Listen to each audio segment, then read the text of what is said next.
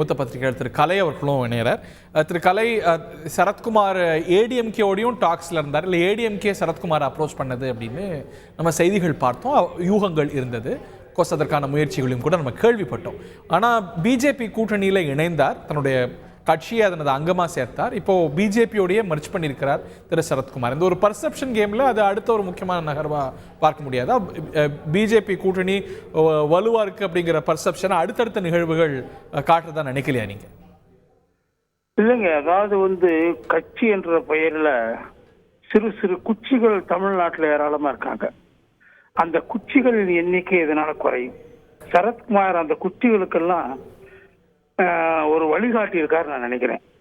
தனியா எதுக்கு போராடி சாகணும், நம்மளால ஒன்றும் செய்ய முடியாது. 2007 ஆரம்பிச்சு அந்த கட்சியை இன்னும் கொஞ்சம் கூட அவரால் முன்னெடுத்து செல்ல முடியல. அதனால அவர் என்ன பண்றாரு, சரி பரவாயில்ல, பேசாம பெரிய கட்சியோட இணைஞ்சுக்கிட்டா நிம்மதியா இருக்கலாம் அப்படின்னு நினைக்கிறாரு. அந்த நிம்மதி பெருமூச்சு இன்னும் பல குச்சி கட்சிகளுக்கு ஏற்படுறதுக்கு வாய்ப்பு இருக்கு. அந்த மாதிரி சின்ன சின்ன கட்சிகள் நீங்க சொல்ற மாதிரி குச்சி கட்சிகள் இணையலாங்கிறீங்களா? அவங்க அங்க இணைய மாட்டாங்க. அதுக்கான ட்ரெண்ட் அங்க செட் ஆகல. இன்னைக்கு அதிமுக கூட்டணியில பெரிய பெரிய கட்சிகளா இருக்கும். இல்ல, அதிமுக இருக்கக்கூடிய சிறு கட்சிகள் கூட அதை இணைவதற்கான முனைப்பு அதிமுகவிடம் காட்டப்படவில்லை.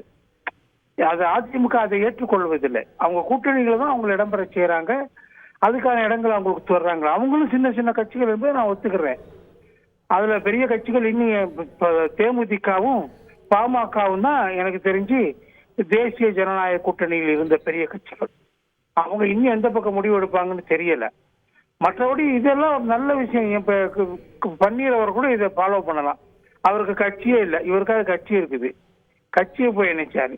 பன்னீர் அவர்களுக்கு எந்த பிரச்சனையும் கிடையாது. ஓபிஎஸ் நேரடியா போய் பாஜக அவர் இணைஞ்சிக்கலாம், அவர் 4-5 பேரை சேர்த்துக்கிட்டு போய் இணைஞ்சிடலாம்.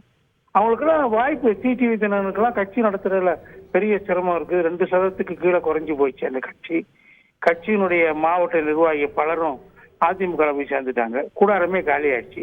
அவருக்கெல்லாம் வழிகாட்டி இருக்காரு, இவங்களுக்கெல்லாம் நல்ல வழி காட்டி இருக்கிறாரு சரத்குமார், நான் நினைக்கிறேன். நன்றி திரு கலை, தேங்க்யூ வெரி மச். செய்திகளை உடனுக்குடன் தெரிந்து கொள்ள உடனே சப்ஸ்கிரைப் பண்ணுங்க.